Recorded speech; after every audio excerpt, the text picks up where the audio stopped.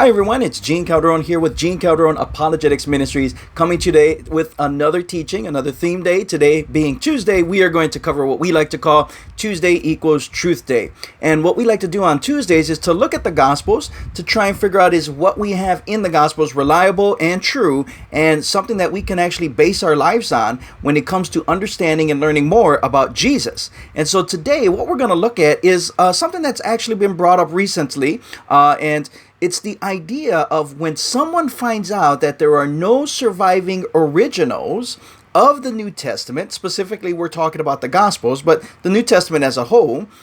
When we find out that there are no originals, some people become very skeptical about what we're actually reading when they find out we have no originals. And that is because it brings up the question, if all we have are copies of copies, how can we be sure that what we have is anywhere close to the actual originals? Well, first of all, I think we can. And I'll show you why. But let's also keep in mind that it's not just the Bible that falls into this category. It's not just the Bible that has to deal with this kind of situation.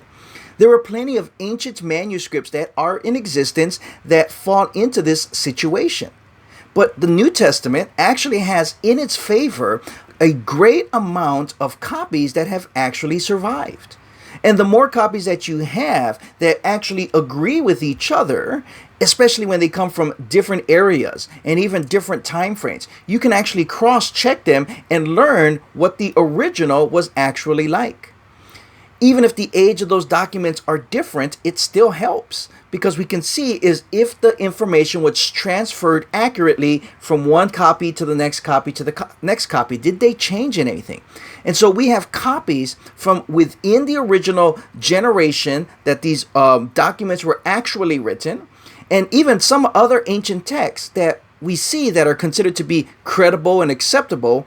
Actually, they don't have that kind of closeness in the time frame. Like I said, we have copies from within that first generation when the people were still alive who originally heard the originals being read and the copies were being made. They have them that close. Or when we look at other ancient documents, we find out that some of those copies that are considered credible and reliable have anywhere from 500 to 1,000 years between the actual original and the copies that we have survived, and yet those are considered credible and reliable. And so you start to wonder, well, where is our standard? So it's not just the early Greek manuscripts. If you understand this, the Bible, the New Testament, was originally written in Greek. It's not just the Greek manuscripts that we're talking about. Even other translations of the New Testament still start to appear very early in time. And so even if we lost all of the Greek manuscripts and their early translations, did you know we can still reproduce over 98% of the contents in the New Testament from many of the quotations in commentaries, in sermons, and in letters that were going back and forth within the church fathers. That is, the very next disciples of the original apostles. They were quoting the Bible so much in their letters and in their sermons and in their commentaries that we could actually take their quotations and put it back together and get over 98% of the New Testament all put back together. So this is why we have a trust and an understanding of why we can rely on the New Testament, not because we have the originals anymore, but we have copies upon copies that we can cross-reference from different areas, in different translations, from different times, and they still say the exact same thing, and it gives us a really good understanding of what the original New Testament Gospels would have said, and this is where we place our trust. And again, if anyone has a problem with this, we have to understand that other ancient documents that we have that historians claim to be credible do not have the amount of support that the New Testament does, and we'd have to struggle with that. If we can't trust the New Testament as heavily supported as it is, then there's really no reason to trust any ancient manuscript. But here we are. And so I hope this helps you, knowing that we have a lot of good reasons to trust in the New Testament and the contents that were written in it. We'll talk more about this as we continue along, but I hope this helps you. What do you think?